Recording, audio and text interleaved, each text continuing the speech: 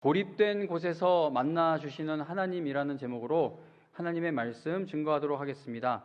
설교 말씀을 듣기에 앞서서 먼저 이번에 원로 목사님 탄자니아 가셔서 이루신 많은 일정들 가운데 한 가지만 그 마사이 교회 지어주시는 그 한 영상만 보고 말씀을 듣도록 하겠습니다. 혹시 영상이 준비되셨으면 보여주시기 바랍니다. 오늘이 2월 8일 주일 오전입니다. 어저께 이 지역에 비가 엄청 내려가지고 들어올 때 아주 애먹었어요. 그래서 이걸 기공 예배를 4월에 드릴 게 아니라 오늘 이와 같이 모여가지고 장소를 이렇게 정했는데 사이즈를 이 모양으로 교회를 질 거예요. 그래서 다음 주부터 건축자재를 날라오지 않으면 이 안에 들어올 수가 없습니다. 그래서 곧 건축을 시작하려고 마음을 정했습니다. 어쨌든 하나님 은혜 감사하고요.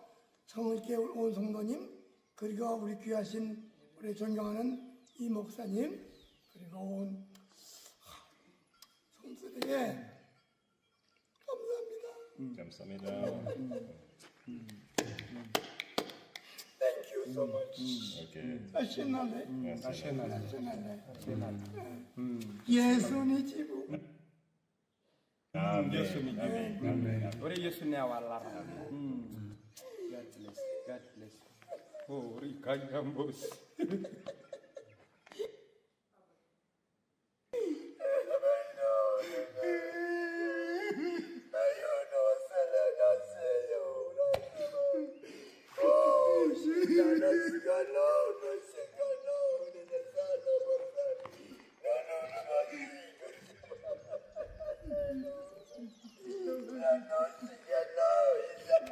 다음 영상으로 넘어가서 Angalia mtumishi wako Joy, angalia vile anavyofanya kazi katika uzee. Bwana, miaka 89 si kidogo. 이 영상을 보여드린 이유는 이제 설교 말씀을 전하면서 말씀을 드리도록 하겠습니다. 제가 급하게 설교 말씀 내용이 많다 보니까 제가 막 잘라서 보여드려서 정신이 없으실 텐데 왜 보여드렸는지는 설교 마지막쯤 가서 알려드리도록 하겠습니다. 제가 어렸을 때부터 청년 때까지, 그러니까 지금으로부터 한 30-40년 전에는 우리 교회에서 권사님들이나 여자 성도님들께서 어떤 물건을 떨어뜨리거나 깜짝 놀라거나 대화 중에 너무 웃긴 이야기를 듣거나 또는 슬픈 소식을 듣거나 하실 때 주여라고 말씀하는 것을 자주 들었습니다. 특유의 억양을 흉내를 못 내겠어요. 아이고 주여라고 우리 권사님들, 여자 성도님들이 자주 하셨는데, 즉 일상생활의 자리에서 주여라는 말을 사용하시는 것을 자주 볼 수 있었습니다. 식당에 가서도 백화점 가서도 어디 놀러 가서도 떨어뜨리거나 웃기거나 깔깔깔 우시다가 아이고 주여 하셨던 것이 기억이 나는데, 그런데 저는 20대 때 이제 전도사 시절 때 주여라는 말이 이렇게 감탄사처럼 사용되는 것에 대해서 좀 많이 불편했습니다. 불편함을 느꼈습니다. 마치 아무 의미도 없이 주님을 부르는 것처럼 생각이 되었고, 또 하나님을 너무 가볍게 여기는 것은 아닌가라고 생각되었기 때문입니다.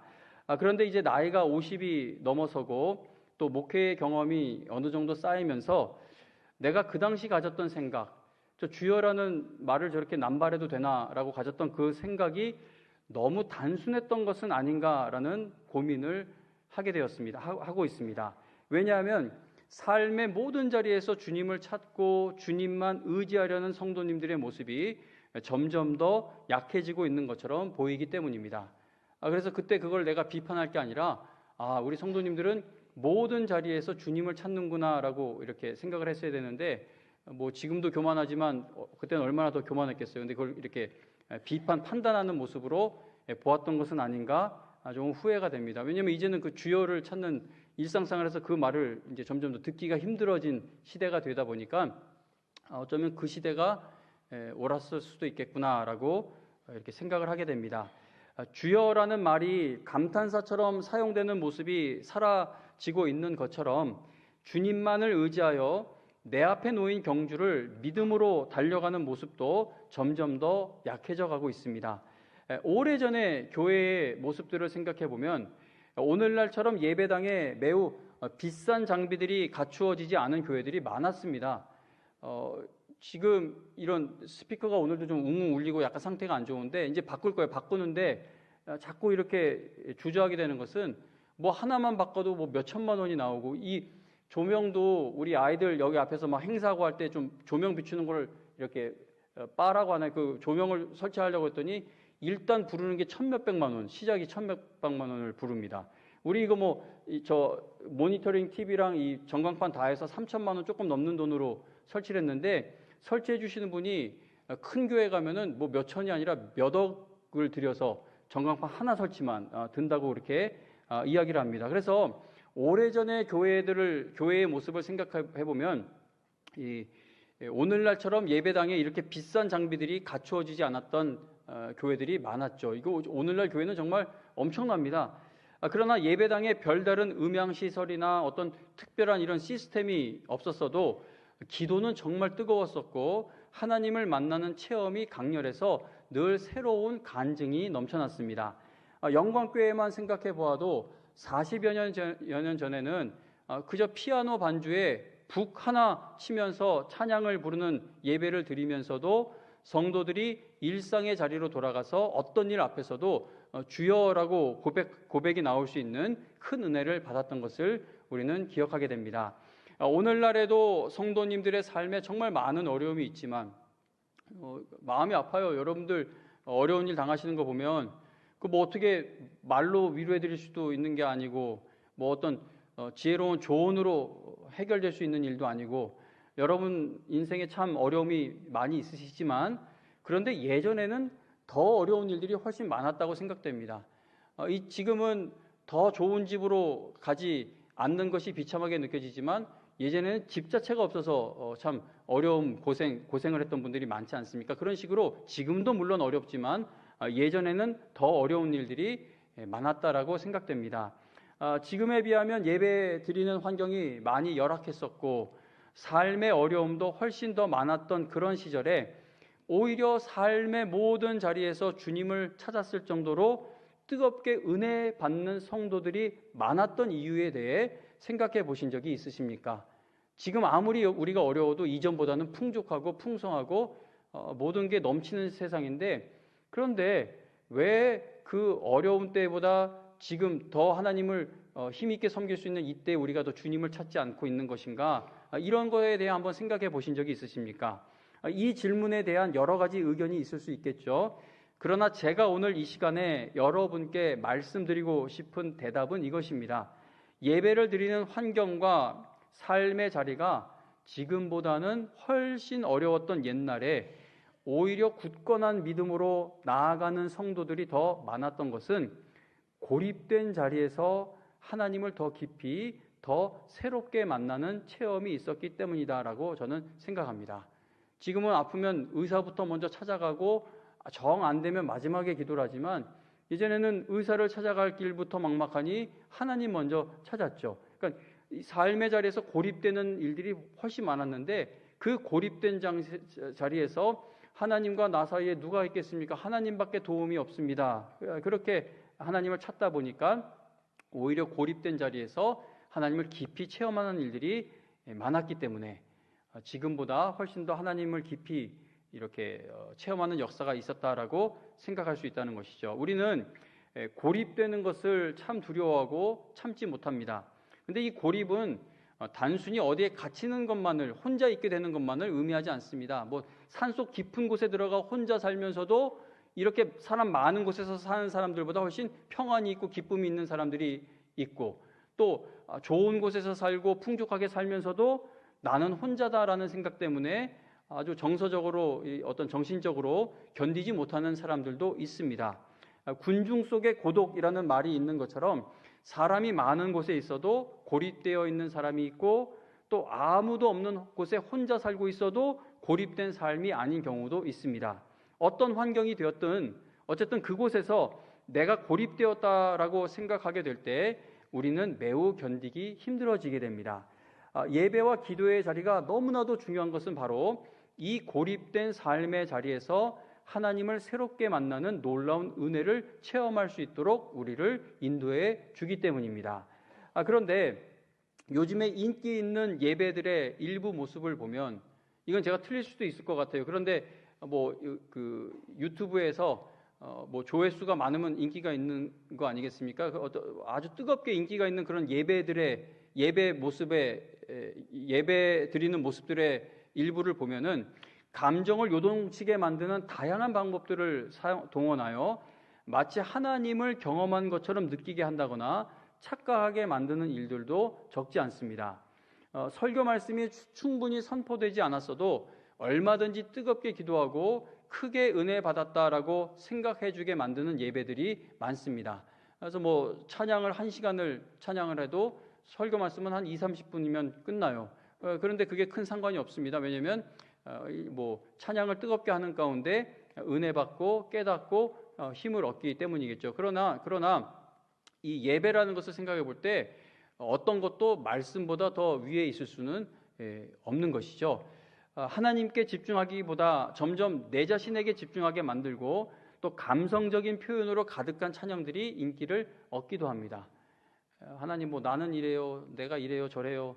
그러니까 하나님 영광 받으시길 바라고 내가 정말 하나님의 영광을 위해 더 살지 못하는 것, 그리고 내가 하나님 마음을 아프게 하는 것, 어떤 회개가 담긴 그런 찬양도 있긴 하지만 또 인기가 많은 찬양들 중에 보면은 그 가사가 이게 참 문제가 있구나라는 생각이 들게끔 하는 찬양의 가사들이 있는데, 근데 문제는 그런 가사, 제가 볼 땐 그렇지만 많은 사람들이 그 찬양의 은혜를 받고 또 힘을 얻고 하나님을 만났다라고 그렇게 고백을 합니다. 물론 시대에 따라 찬양의 가사가 당연히 달라져야 하고 찬송가 100년 전, 100몇십 년 전, 200년 전 그때 지어진 찬송가를 끝까지 불러야 한다, 고집 부릴 필요는 없다고 생각을 합니다. 시대에 따라서 찬양의 가사도 당연히 달라져야 할 것이고 또 예배의 모습도 달라질 수 있습니다. 달라져야 하겠죠.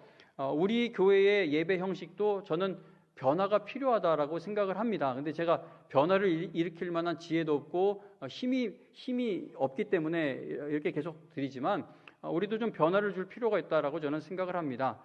그래서 예배에 어떤 변화를 주지 못하고 있는 제 모습 때문에 여러분께 죄송한 마음이 들 때가 참 많습니다. 그러나 성도님 여러분, 예배와 찬양에 어떤 변화가 일어나더라도 시대를 따라가는 아주 바람직한 변화가 일어나더라도 하나님을 깊이 만나고 새롭게 만나는 은혜는요, 고립된 자리에서 일어나게 될 때가 많기 때문에 저는 요즘의 예배와 찬양에서 우려되는 부분을 자꾸 말씀을 드리게 되는 겁니다. 고립된 자리에까지 나갈 필요가 없게 만들어버려요. 이 말씀이 왜 중요하냐면요, 말씀은 지금 내가 어떤 상태에 있는지를 깊이 생각하게 만들어주고 내가 지금까지 살아오면서 행한 일들, 지난 한 주 살아오면서 행한 일들, 또 내일 앞에 놓여있는 그 일을 어떻게 내가 행해야 할지, 하나님이 이 모든 일들 가운데서 나에게 원하시는 것이 무엇인지 깊이 생각하게 해주는 것은 찬양도 물론 그런 역할을 하긴 하지만 말씀입니다. 이 말씀에 깊이 들어가지 않고서는 하나님이 바라시는 변화가 일어나기가 힘들다는 것이에요.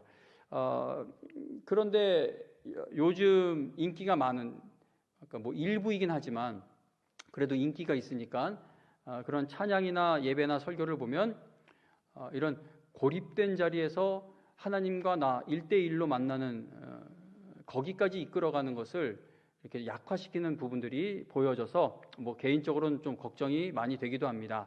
제가 영광교회를 잠시 떠나 있었을 때, 꽤 오랜 기간 제가 영광교회를 떠나 있었는데, 그때 여기 영광예배당에서 예배를 드린 후 기도하던 그 자리를 정말 그리워했습니다. 정말 그리워했어요. 그저 시끄럽게만 느껴질 수 있는 통성기도 시간이 저에게는 고립되어가는 삶의 자리에서 하나님을 깊이 새롭게 만날 수 있는 자리였기 때문입니다. 통성기도 시간이 정말 신기하고 신비로운 이유는 함께 시끄럽게 기도를 하는데도 하나님께서 각 사람을 개인적으로 만나주시는 경험이 일어나게 되기 때문입니다.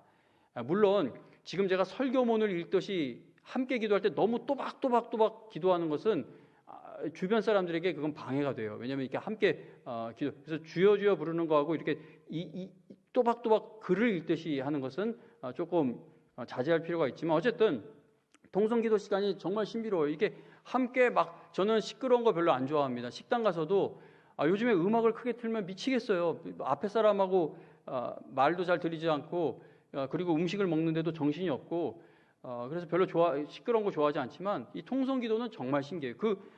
정말 세상 사람들이 와서 볼 때는 다들 미쳤구나 싶을 정도의 현장인데, 그 기도 속에 들어가 있을 때는 하나님과 내가 개인적으로 만나는 경험이 일어나기 때문입니다.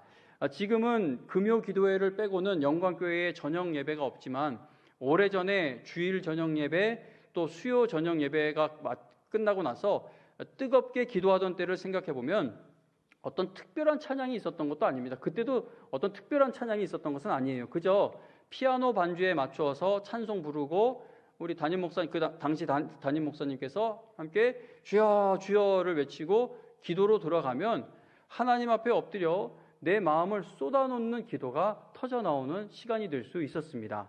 그렇게 기도를 시작한 지 한 20분, 30분 정도 지나면, 당시 이런 모든 관리를 해주시던, 지금 천국에 계시지만 백성민 장로님이 한 20, 30분 정도 되면은 이제 기도하라고 틀어놓은 음악을 끄죠. 찬양이 멈춥니다.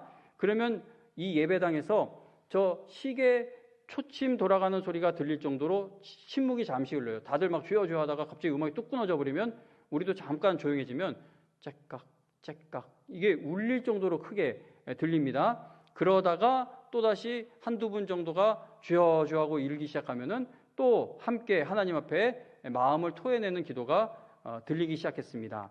뭐 방언한 건 아니더라도 다른 사람들은 기도의 내용을 알아들을 수 없는 소리, 그저 주여 주여 여호와여 여호와여 부르며 각자가 기도를 해요.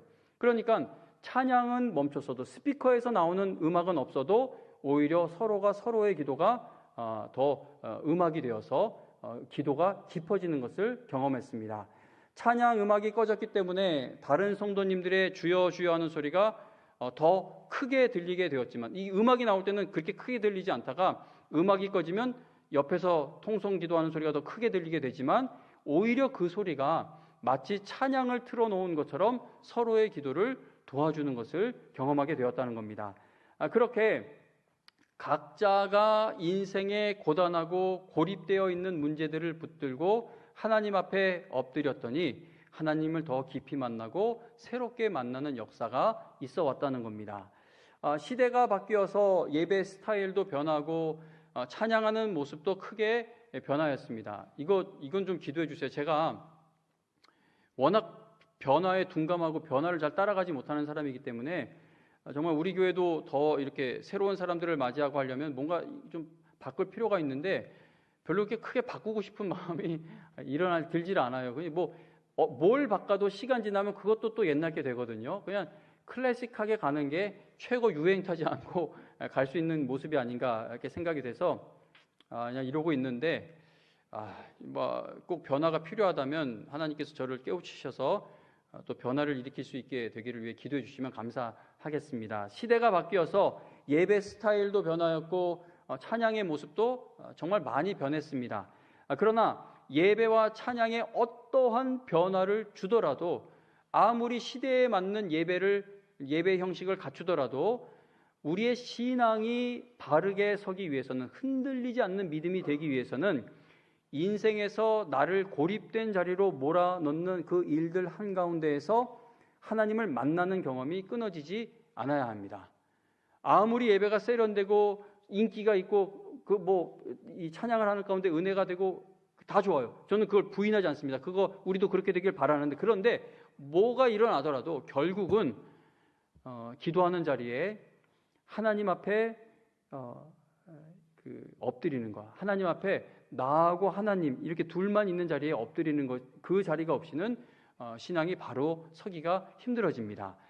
고립된 자리에서 하나님을 만나는 것이 결코 쉽지 않은 일이다 보니까 감정을 요동치게 만드는 방법들을 동원해 기도회를 이끌어 가려는 모습들을 요즘 예배와 기도회에서 적지 않게 보게 되죠. 성도님 여러분, 저는 기도할 때 우는 사람이지 않습니까? 그런데 기도할 때 막 울음이 났다. 오늘 예배 시간에 울음이 터졌다.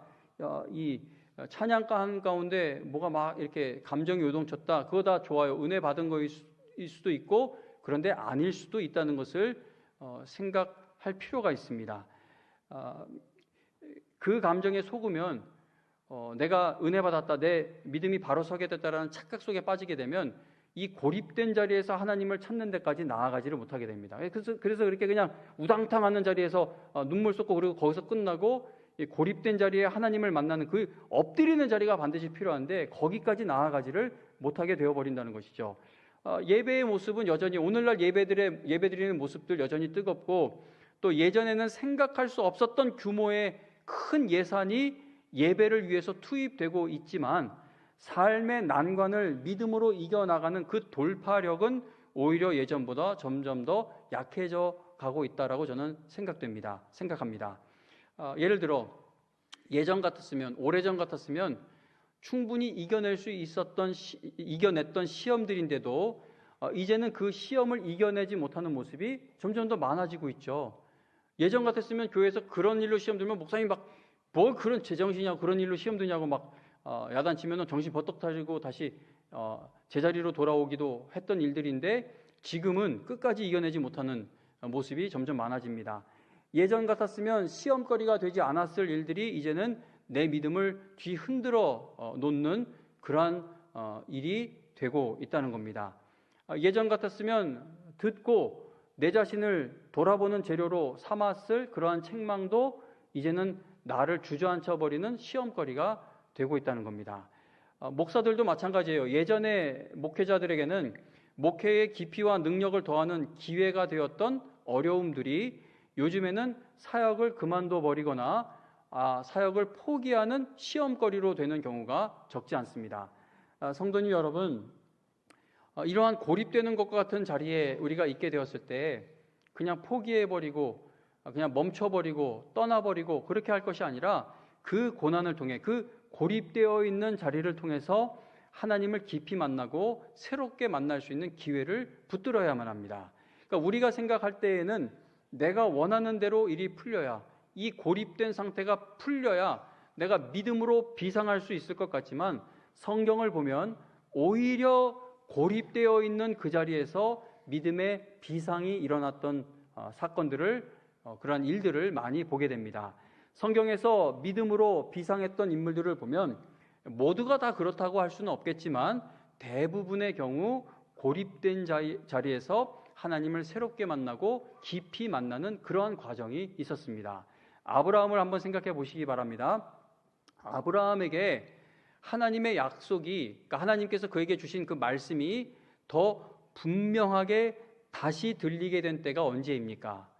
아브라함은 조카 롯을 떠나 보낸 후에 하나님께서 이미 주신 약속의 말씀을 다시 한번 더욱 분명하게 듣게 됩니다. 성경은 롯이 아브라함을 떠난 후에 여호와께서 찾아오셔서 말씀을 주신 사건을 기록하고 있죠. 아브라함에게는 조카 롯이 떠나간 것이 큰 어떤 슬픔이지 않았을까 생각됩니다. 교회에서 성도님들이 떠날 때 저한테 왜 붙잡지 않냐라고 이렇게 말씀하시는 분들, 뭐 그냥 떠나도 상관이 없냐라고 하시는 분들이 계신데 그렇지 않아요. 정말 목회하면서 끝까지 익숙해지지 않을 것이고 정말 가장 아픈 일 중에 하나가 떠나는 겁니다. 남겨질 때의 그 아픔이 있어요. 남겨질 때의 아픔. 그래서 아브라함도 그 신앙의 여정 속에서 계속 함께하고 있던 조카가 이 재산이 많아진 문제로 인해 헤어지게 되었을 때 마음이 아팠던 것 같아요. 이게 나 혼자 되는 건가? 난 고립된 건가? 그러지 않았다면 하나님이 굳이 아브라함을 찾아오셔서 이렇게 말씀을 주셨겠습니까? 그러니까 하나님께서 아브라함이 마음 아파하는구나를 아셨던 거겠죠. 그래서 아브라함은 약속의 땅을 향한 여정에서 함께하던 조카 롯이 떠난 그 자리에서, 혼자 있게 된 자리에서 하나님의 약속을 더욱 선명히 듣게 되었다는 겁니다. 야곱이 하나님을 언제부터 나의 하나님으로 만나기 시작했습니까? 할아버지 아브라함, 최고 믿음의 사람인 아브라함, 그리고 아버지 이삭과 함께 생활하고 있었을 때 하나님을 나의 하나님으로 만났습니까? 아니면 믿음의 여인이었던 어머니 리브가의 보호 아래 있을 때였습니까? 그렇지가 않죠. 야곱은 아무것도 의지할 대상이 없는 광야 한복판에 고립되었을 때 하나님을 나의 하나님으로 만나기 시작합니다. 하나님을 우리 할아버지의 하나님, 우리 아버지의 하나님으로만 알고 있던 야곱은 고립된 광야의 자리에서 하나님을 점점 나의 하나님으로 붙들기 시작하게 되었다는 겁니다. 하나님께서 야곱의 이름을 이스라엘로 바꾸어 주시는 놀라운 은혜를 베풀어 주시는 과정도요, 야곱이 아무것도 의지할 것이 남지 않은 때였죠. 형을 만날 자신이 도저히 없어서 처자식이고 종들이고 재산이고 뭐고 다 보내고 홀로 남게 되었을 때 그의 이름이 이스라엘로 바뀌게 됩니다. 하나님께서 야곱의 이름을 이스라엘로 바꿔주시는 놀라운 은혜를 베풀어 주시는 과정을 보아도 야곱이 아무것도 의지할 것이 남지 않은 때, 철저히 고립된 때였다라는 것입니다. 야곱이 온 가족에게 우리가 일어나 베델로 올라가자, 내 환난 날에 내게 응답하시며 내가 가는 길에서 나와 함께 하신 하나님께 내가 거기서 제단을 쌓으려 하노라라고 담대히 선언하는 믿음의 회복이 일어나는 과정을 보아도 고립되는 고통스러운 시간 속에서 일어났던 회복입니다. 집안이 산산조각이 나버려요. 콩가루 집안이 되어버립니다. 자식들도 아버지한테 대들고, 이거 뭐 아버지도 자식들을 어떻게 할 수가 없고, 이거 뭐 가족이 대가족이 있는데 그냥 난 혼자인 것처럼 그런 고립되는 상황이 되었을 때 하나님이 다시 한번 찾아오셔서 올라가라고 하시죠. 그래서 고립된 자리에서 오히려 베델로 올라가자라는 선언을 할 수 있게 됩니다. 모세가 언제 하나님을 깊이 만나게 되었습니까? 왕궁에서 어떤 힘을 동원할 수 있을 때였습니까? 그렇지 않습니다. 모세가 하나님을 깊이 만나게 된 자리는 왕궁이 아니라 광야였습니다. 양떼와 모세만 남은 자리, 한 80세가 되었던 그 나이, 즉 아무것도 의지할 것이 없게 되었을 때 하나님께서 모세를 찾아와 주시고 모세가 하나님을 만나게 됩니다. 모세의 힘이 다 빠져버린, 즉 그가 고립된 자리에 있게 되었을 때 그는 하나님이 주시는 놀라운 사명을 받게 되었다는 것이죠. 수많은 백성, 수백만 명, 200만 명 넘는 그런 백성이 모세를 원망하기도 했고, 심지어 누나 미리암과 형 아론까지 모세를 대적했던, 얼마나 마음이 찢어졌을까요? 이게 보통 누나 보통 형입니까? 자기 강가에 갈대상자에 누워서 갈 때 그 누나가 정말 담대하게 발벗고 나서서 그 아기 모세가 엄마가 마치 유모인 것처럼 그렇게 만들어진 상황에서 자랄 수 있게 힘써줬던 누나고, 형 아론은 이 애굽으로 갈 때 목숨 걸고 가는 그 자리에 바로 앞에 함께 목숨 걸고 나아가줬던 형이고, 근데 이런 사람들까지도 대적을 했던 끔찍한 고립되는 그 시간들 속에서 모세는 하나님만을 더 깊이 의지하는 법을 배우게 되었고, 어느 누구보다 하나님을 깊이 알아갈 수 있게 된 겁니다. 고립되는 자리가 아니었으면 이러한 신앙의 성숙이 일어나기 힘들었겠죠. 욥이 내가 주께 대하여 귀로 듣기만 하였사오나 이제는 눈으로 주를 보옵나이다 라는 놀라운 신앙의 고백을 하게 된 것은 죽고 싶을 만큼 큰 고통을 주는, 차라리 태어나지 않는 것이 나을 뻔했다라고 생각할 정도의 고통을 받는 철저히 혼자 고립되는 시간을 통과하면서 하나님께서 하시는 말씀을 듣게 되었기 때문입니다. 욥은요, 최고로 잘 나갈 때, 다시 말하면 하나님에 대해서 간증할 것이 차고 넘칠 때에 하나님을 깊이 알게 되었던 것이 아니라 철저히 고립되는 시간을 통하여, 자식도 다 죽었어요. 아내마저도 내 편을 안 들어줘요. 친구라는 작자들은 와가지고 신학적인 이런 지식을 내세우며 나를 비난하고 비판해요. 어디 앞뒤 사방을 둘러봐도 하나님도 나를 보시지 않는 것 같아요. 철저히 고립되는 그 시간을 통과하면서 그는 하나님을 매우 깊이 새롭게 만나게 되었다는 겁니다. 요나가 하나님을 가장 깊이 만났던 자리는 어디입니까? 그의 진실한 기도가 터져나온 자리는 바로 거대한 물고기 뱃속이었습니다. 엘리야는 갈멜산에서 엄청난 능력을 행한 뒤에 여러분 아시는 것처럼 완전히 탈진하게 됩니다.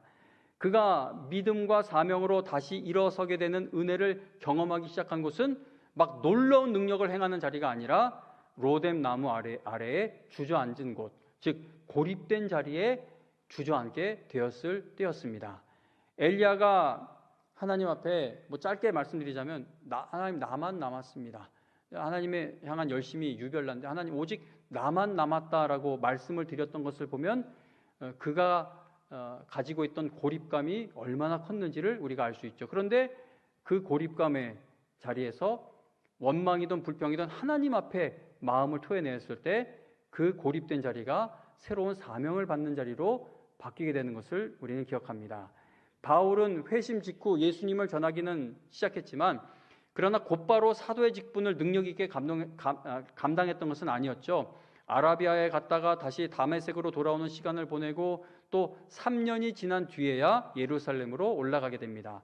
하나님께서는 바울에게 고립되는 시간을 먼저 통과하게 하시면서 그가 이 사도의 사명을 감당할 수 있도록 인도해 가신 겁니다.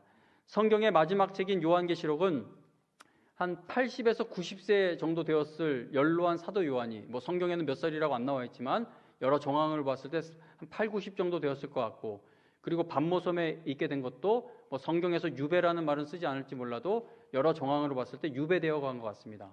8, 90 나이에 유배되어 가서 고립되었어요. 요한은 늙었습니다. 그리고 당시 상황으로 봤을 때 동료 사도들 대부분은 순교했을 것 같아요. 많은 뭐 다는 아니라 하더라도 어쨌든 대부분의 사도들은 순교했을 것이고, 그리고 교회는 소망이 안 보입니다. 이 로마 제국이 너무 심하게 박해를 해서 이러다가 교회가 다 없어질 것 같고, 그리고 교회 내부적으로도 여러 가지 심각한 문제들이 일어납니다. 그러니까 뭐 어디다 마음을 두어야 할지 모를 정도의 고립된 때를 만난 겁니다. 그런데 하나님께서는 요한이 가장 고립된 자리에서 가장 큰 소망의 말씀을, 다시 오실 예수님을 전하는 그 말씀을 기록하게 하셨다는 겁니다. 예수님께서는 십자가를 지시기 전 겟세마네 동산에서 정말 고립의 시간을 통과하셔야 했죠. 제자들이 함께 있었지만 다 잠들었습니다. 예수님은 그 철저히 고립된 시간 속에서 그때 드린 기도를 통해 하나님 아버지 뜻에 끝까지 순종하여 십자가를 지실 수 있는 자리에까지 나아가신 겁니다. 그리고 십자가 위에서 우리가 받아야 할 죄의 형벌을 다 감당하시기 위해 하나님 아버지께 버림받는 것과 같은 그 버림받으시는 말로는 절대 다 표현될 수 없는 그 고립의 고통을 통과하시며 부활의 영광에 이르셨고 우리에게 의의 옷을 입혀주시게 되었습니다. 우리가요, 내 마음에 위로가 되는 사람들과는 몇 시간이고 대화를 나누며 위로를 받아요. 밥도 함께 먹고 뭐 커피도 함께 마시고 몇 시간이고 떠듭니다. 그런데 하나님 앞에 엎드리는 것을 힘들어합니다. 그 정도로 고립됐으면 이거는 오늘날 온갖 우리 마음에 은혜를 주는 찬양 집회, 뭐 부흥의 사경의 뭐 예배 많아요. 저는 그거 다 찬성합니다. 그런데 제가 계속 말씀드리는 것은 결국은 내가 하나님 앞에 나와 엎드리는 시간이 없이는 회복이 되지 않습니다. 아무리 내가 어디 가서 뭐 크게 은혜 받은 것 같고 뭐 예언 기도가 됐든 뭐 무슨 기도가 됐든 받고 오고 해도 결국은 하나님 앞에 엎드려야 되는데 온갖 위로를 받으려고 다 돌아다니면서도 고립된 자리에서 하나님을 만나기 위해 엎드리는 것은 하지 않는다는 것이죠. 고립된 곳에서 엉뚱한 것을 찾아 의지하여 신앙을 회복하려고 하면 할수록 믿음의 회복이 더디게 이루어지게 됩니다. 제가요, 원로 목사님 영상을 보여드린 이유는 고립되어 있는 자리에서 하나님이 정말 새롭게 만나주시고 깊이 만나주시는 것을 생각하게 되었기 때문입니다. 뭐 영상을 빨리 보여드려서 아까 본 영상이 기억이 나지 않으실 것 같지만 이게 마사이 교회, 이제 마사이 부족에게 교회를 지어주는 현장인데, 이제 그 원로 목사님 옆에 서 계시던 분은 그 교회의 담임 목사님이시죠. 현지 목회자이시죠. 근데 그 두 분, 원로 목사님하고 그 현지 목사님하고 기도 막 할 때 주변 사람들을 쭉 보여주는데 얼굴 표정이나 그런 게 잘 보이진 않지만 뭐 그렇게 크게 감흥이 있는 것처럼 보이지는 않았습니다. 그죠? 뭐 다 이렇게 막 하는 기도가 아니라 그냥 이렇게 그냥 서 있어요. 뭐 냉랭한 건 아니지만 그렇다고 뜨거운 것도 아닙니다.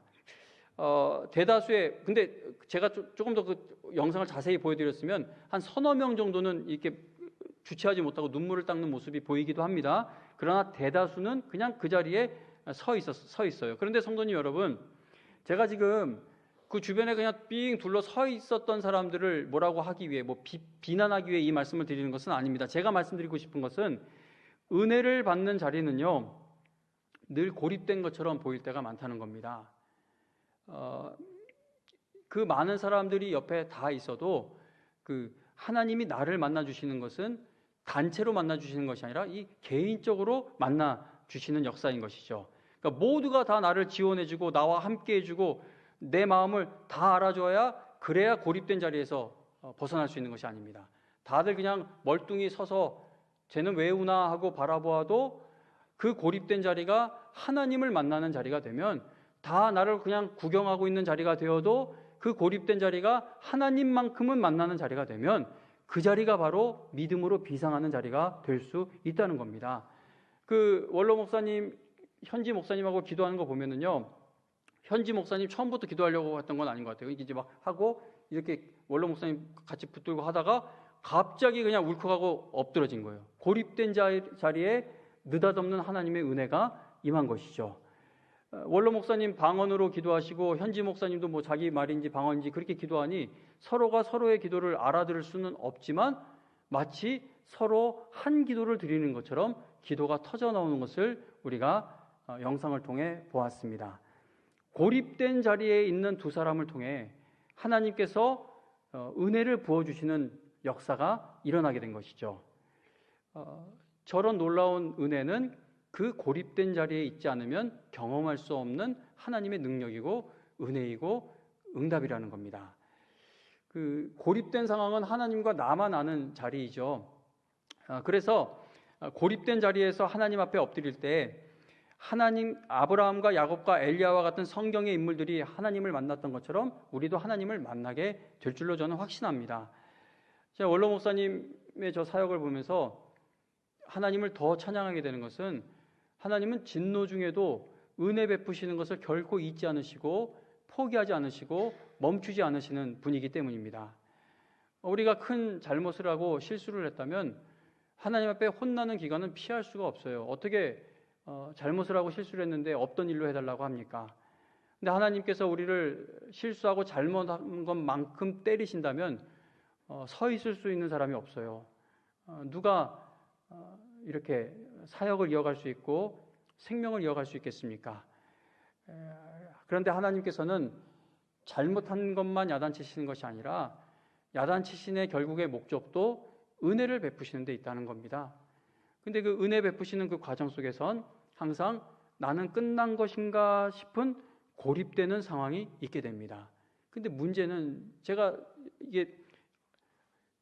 이거 너무 자주 사용하는 표현인데, 제가 춤추는 영상 이런 거 보면 머릿속에서는 저도 춤을 잘 춰요. 근데 해보려고 하면은 팔도 안 올라가요.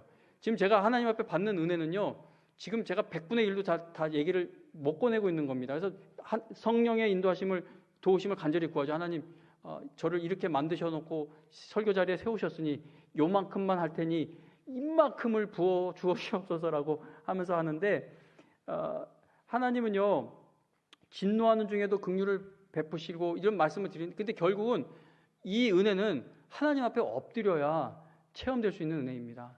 아무리 뜨거운 찬양 집회 갔다 오고, 또 말씀드리지만 뭐 능력 있는 사람의 기도를 받고 다 좋아요. 그거 다 신앙의 유익이 되는데, 결국은 고립된 자리에서 나하고 하나님과 나 사이에 누가 끼어들어 나를 도울 수 있겠습니까?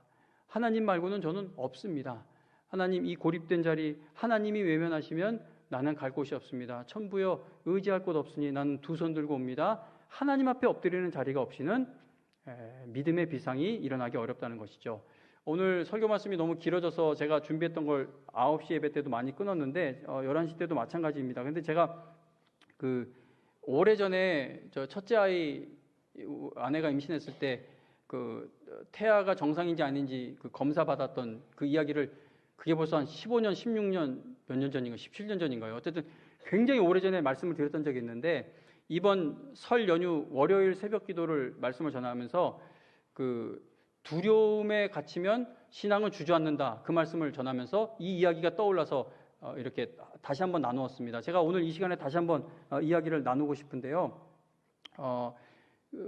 그 차병원에서 여자 선생님을 만났습니다. 근데 그 여자 선생님을 어떻게 만났냐면 우리 교회에서 저보다 앞서 애 넷을 낳은 집사님이 계셨는데 소개시켜 주신 거예요. 정말 잘 본다고, 베테랑 의사, 정말 명의라고 해서 만났는데 정말 좋으시더라고요. 근데 그러니까 이런 어이없는 실수를 하지 않는 분이죠. 근데 그 태아 사진을 이렇게 보시더니 저하고 아내를 불러서 이 사진을 보니까 아이에게 문제가 있다, 정상적으로 태어나기 힘들다라고 이야기를 하는 겁니다.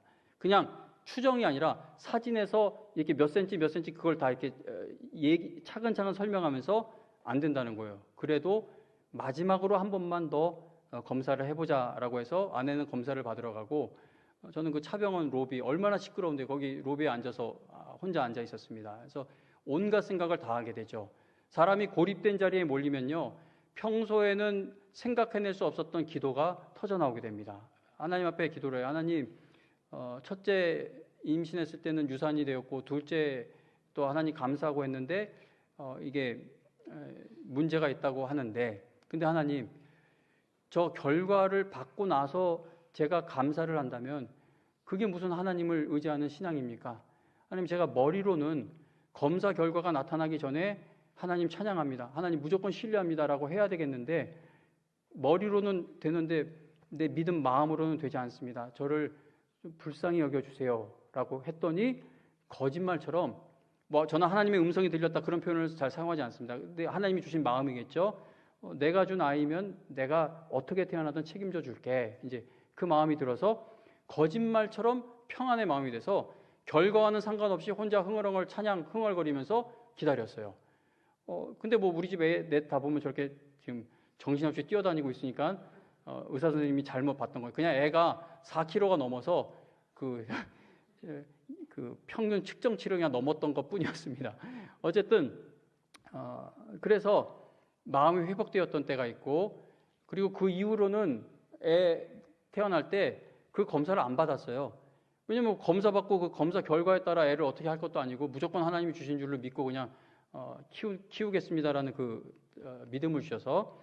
그런데 성도님 여러분, 하나님에 대한 이런 확신은요, 고립된 자리에서 하나님을 만나 단판 짓는 신앙이 아니면, 단판이라는 게 이게 제 어휘력이 짧아서 죄송합니다. 이게 틀린 말일까요? 어쨌든 하나님 앞에 만나서 거기서 해결되는 신앙이 아니면 계속 불안합니다. 계속 결과 보고 하나님을 찬양하면요, 애가 커가면서 계속 결과를 봐야, 이루어지는 걸 봐야, 잘 되는 걸 봐야 하나님을 신뢰하고 기쁨과 감사가 있는 신앙이 되어버릴 테니 얼마나 불안하고 흔들리고 힘없는 신앙이 되어버리겠습니까?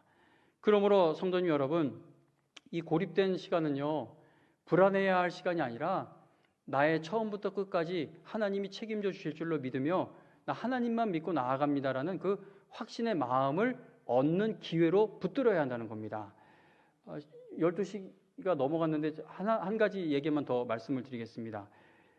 제가 이 아기에게 이상이 있다고 했을 때 불안한 마음이 매우 컸죠. 왜냐하면 저에게 그 부족한 자녀를 키우는 부모의 마음이 얼마나 힘든지 아주 작게나마 저는 알고 있었어요. 왜냐하면 그 조카가 한 명 있는데 좀 이렇게 우리가 정상 기준으로 보는 거에서 조금 많이 못 미쳐요. 근데 항상 해맑고 밝아요. 근데 제가 한 번은 밥을 사주면서 너 고등학교는 어떻게 다녔냐? 저는 해외에 있었으니까 물어봤어요. 물어봤더니 얘가 고등학교 다니면서 얼마나 괴롭힘을 많이 당했는지를 얘기해 주는데 그걸 웃으면서 얘기를 하는 거예요. 그랬더니 이게 막 짜증도 나고 이게 속상도 하고 막 마음이 어쩔 줄 모르겠대요. 외할머니 천 권사님이 다른 권사님하고 대화 나눌 때 그런 얘기도 들었어요.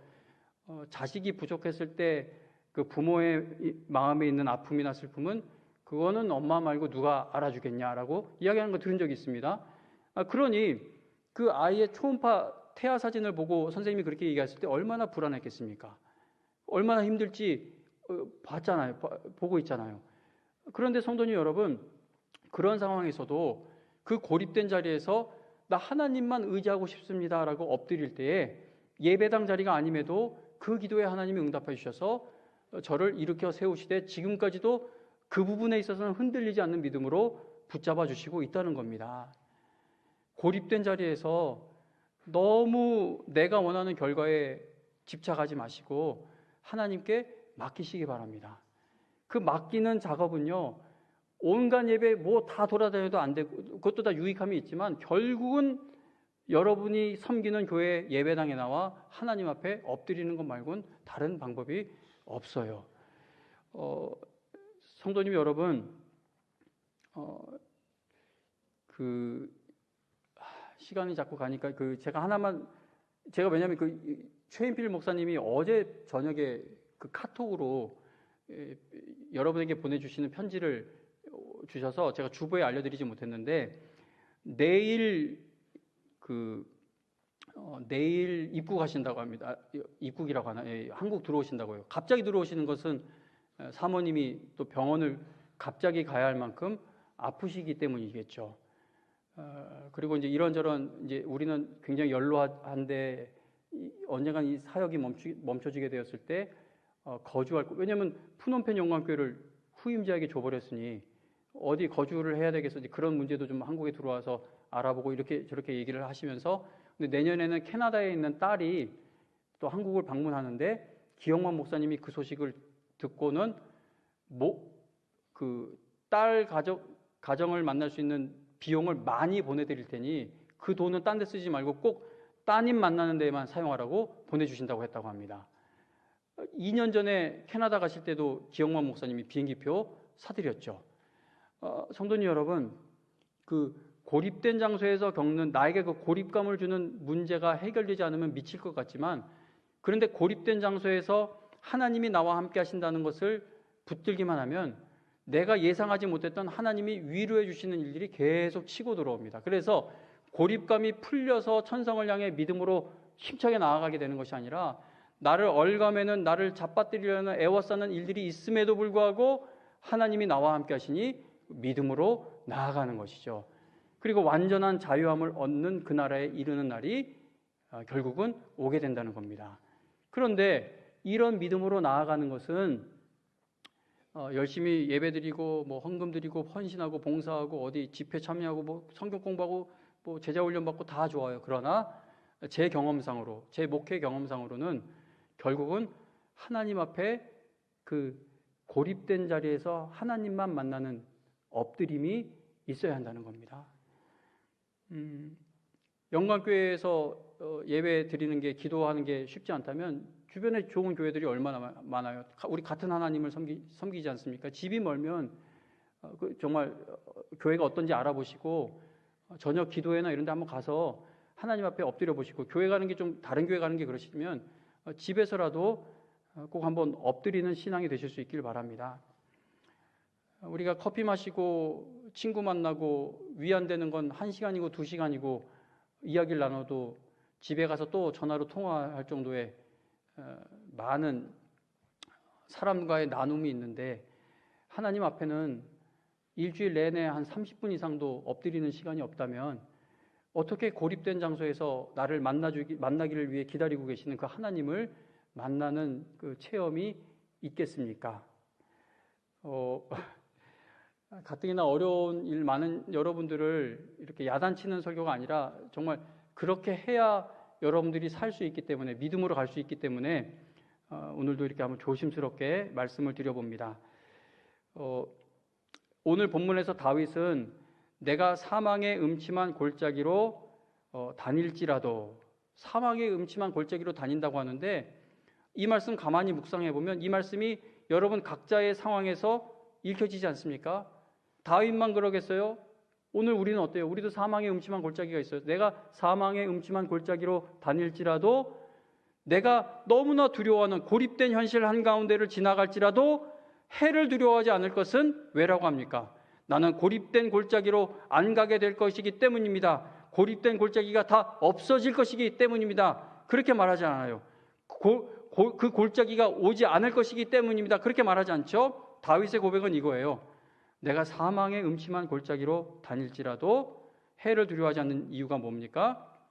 주께서 그곳에서 나와 함께 하시기 때문이라는 겁니다. 주의 지팡이와 막대기가 거기서 나를 안위해 주시기 때문이라는 것이죠.